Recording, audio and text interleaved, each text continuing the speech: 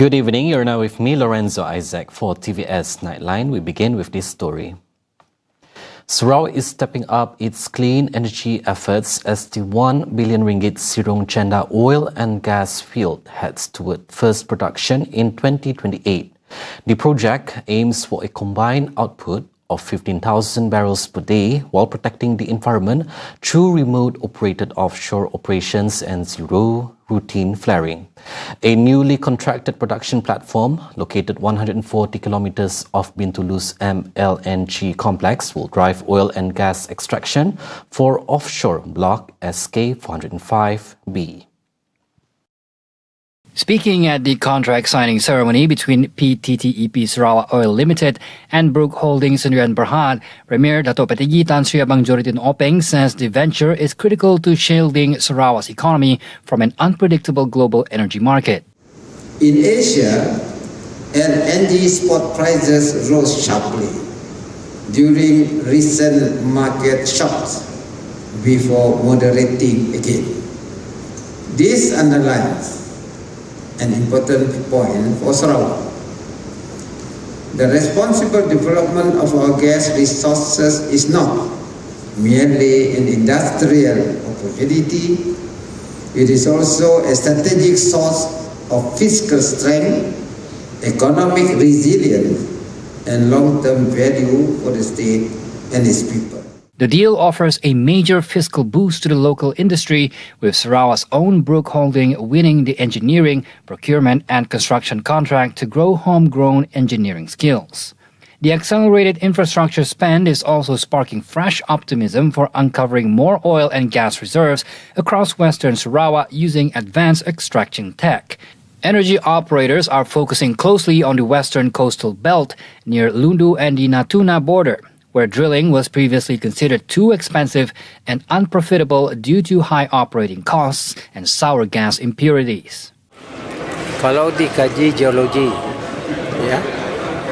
reserve minyak dan gas, nampaknya ada boleh diterkai di kawasan coastal daripada Kimanis Sabah.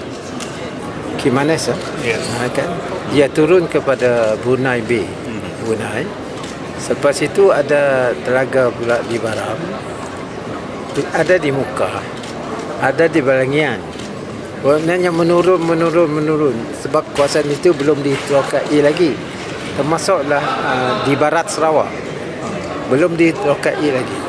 Kalau kita ada teknologi baru yang di mana dibuat oleh PTEP, mungkin kita boleh melihat banyak lagi reserve yang ada di barat. The Premier believes adopting new production drilling metrics from Thailand's PTT Exploration and Production Public Company Limited will safely unlock these frontier blocks and reap fresh revenue for the state. In a separate development, the Sarawak government is studying a proposed fee restructuring for its Foreign Workers Transformation Approach, or FWTA system. Abang Johari says discussions are underway, led by Deputy Minister in the Premier's Department, Labour, Immigration and Project Monitoring, Datuk Rawat Gala, following multiple appeals from retail, construction and manufacturing recruiters. He reiterates that the reform aims to ease financial pressure on local businesses while safeguarding domestic jobs and regulatory ecosystems. Kita bonding dulu kerana dia ada contextual obligation mengikut terma dalam kontrak.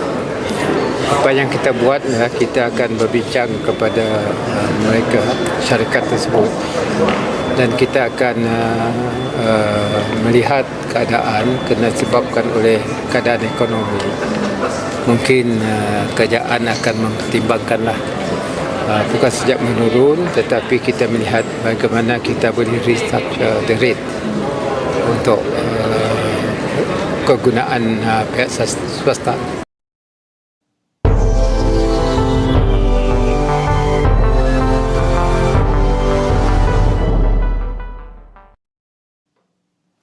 Fresh strikes by U.S. forces inside Iran are raising new questions over the stability of the fragile West Asia ceasefire. The attacks comes even as diplomats from Washington and Tehran continue negotiations in Qatar aimed at ending months of conflict across the region. More on this developing crisis from Razi Ahmad.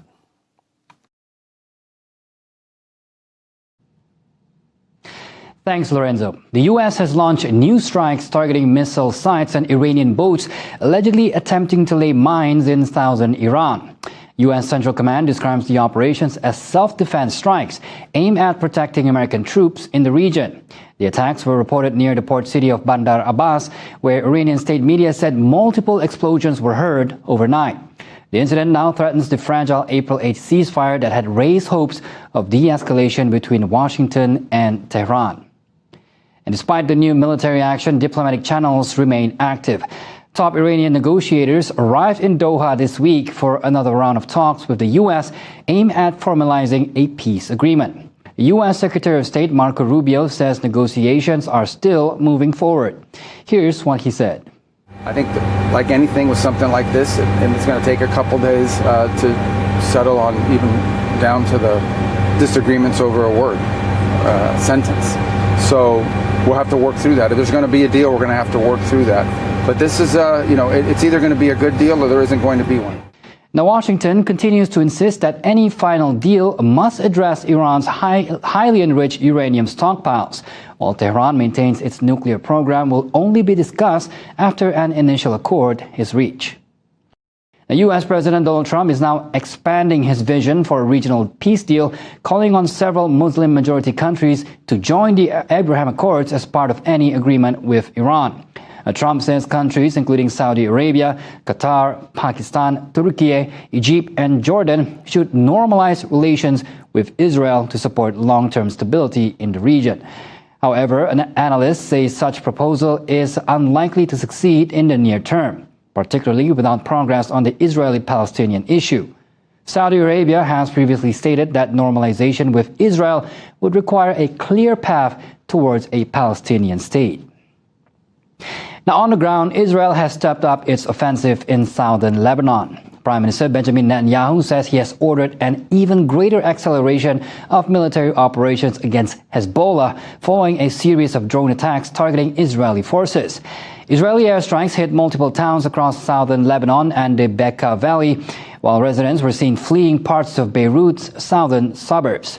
Lebanon's national news agency reports several civilians were killed in strikes targeting vehicles and motorcycles as Israel continues its attacks despite a ceasefire agreement that took effect in April. Now, Iran's supreme leader Ayatollah Mojtaba Khamenei has delivered a direct warning to the U.S., saying countries in the region will no longer serve as shields for American military bases.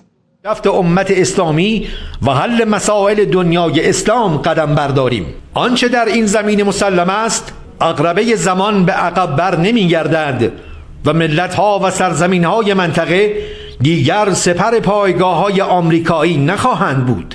آمریکا علاوه بر آن که دیگر نقطه امنی برای شرارت و استقرار پایگاه نظامی در منطقه نخواهد داشت. Now, Khamenei said the U.S. was losing its influence across the region and warned against any further violations of the ceasefire. The statement came after Iran's Revolutionary Guards claimed they had shot down a U.S. drone and fired at other aircraft approaching Iranian airspace. In the financial markets, investors are struggling to read the mixed signals from both diplomacy and conflict. The ringgit opened slightly stronger against the U.S. dollar, supported by optimism that U.S.-Iran negotiations could eventually ease global energy tensions. However, analysts warn that the outlook remains uncertain as ongoing strikes and threats to the Strait of Hormuz continue to weigh on sentiment. Global oil prices also remain volatile following the U.S. strikes and shifting expectations over any potential deal.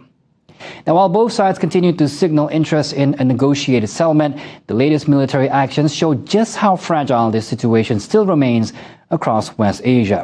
And that's all for now. Back to you, Lorenzo, at the desk. Meanwhile, it was reported that Qatar had offered Iran a whopping $12 billion to finalize the peace deal offered by the US. Qatar has blatantly rejected this report. On X, Foreign Ministry spokesperson Majed Al-Ansari states that the accusation is baseless and are being circulated to derail the agreement and undermine diplomatic efforts aimed at de-escalating tensions in the region. He further states that Qatar plays a diplomatic role, coordinating all regional partners that are well established and documented. Such narrative, he says, are nothing more than desperate attempts to tarnish Qatar's reputation as a trusted international peace facilitator. The statement comes as several high-profile Iranian officials visit Qatar amid a flurry of diplomatic pushes to finalize the agreement. Back to local news, Malaysia's domestic petrol and diesel supply is guaranteed sufficient until at least July, despite mounting uncertainty in global energy markets driven by geopolitical conflicts. Prime Minister Datuk Seri Anwar Ibrahim says Malaysia's strong diplomatic ties with foreign nations, including Iran, are critical to keeping national energy supply routes secure. Kerana hubungan baik ini membantu supply minyak cukup setakat ini. Kita kata sampai Julai, sampai Ogos, insya-Allah. Diesel cukup. Masalah itu minyak ada, diesel tak ada. Ada. Naiklah sedikit barang. Ya, kerana kita beli daripada luar, yang lalu Selat Hormuz, insurans naik, tambang kapal pun naik.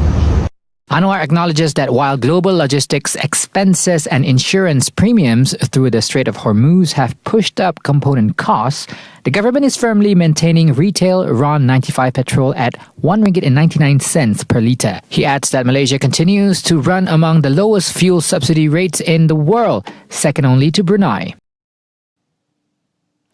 The government is expected to bear higher flight subsidies to Sabah and Sarawak for the upcoming Gawai and Keamatan festivals, following a surge in ticket prices and airline operating costs during the holiday season. Transport Minister Anthony Loke reveals that the government has capped flight fares to Sabah and Sarawak at RM499 for 3 days ahead of the festivals, with the remaining balance covered entirely by the state subsidies. Loke explains that the rising operational costs are driven by multiple factors, including volatility in global energy markets impacting jet fuel prices.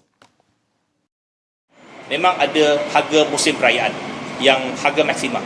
Jadi untuk penerbangan-penerbangan 3 hari ini, memang ada harga maksimum yang dikenakan, yang disubsidikan oleh kerajaan. Okay? Bukannya oleh syarikat penerbangan. Kerana kerajaan perlu bayar top up kepada syarikat penerbangan untuk memastikan mereka hanya boleh charge harga maksimum RM499. Last month, the Transport Ministry announced a RM50 rebate for flight tickets between Peninsular Malaysia, Sabah, Sarawak and Labuan for Gawai and Keamatan festivities, which will run from May 15th to June 14th. Ministry officials expect the initiative to benefit approximately 100,000 passengers travelling along concerned routes. The rollout of the new Malaysian international passport scheduled for June 1st has been postponed to a date to be announced later.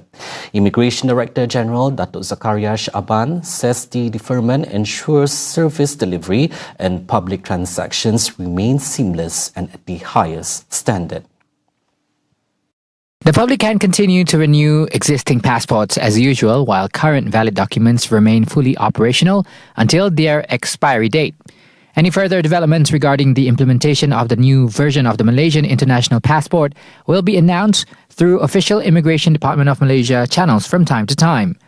Zakaria adds the department deeply appreciates public cooperation and remains fully committed to strengthening national travel document security while delivering optimal service to the people. Media reports previously indicated that the upgraded passport would feature 94 advanced security features designed to significantly fortify the integrity of the national identification document. Those were the updates on TVS Nightline. I'm Lorenzo Isaac. Thank you for watching and have a good night.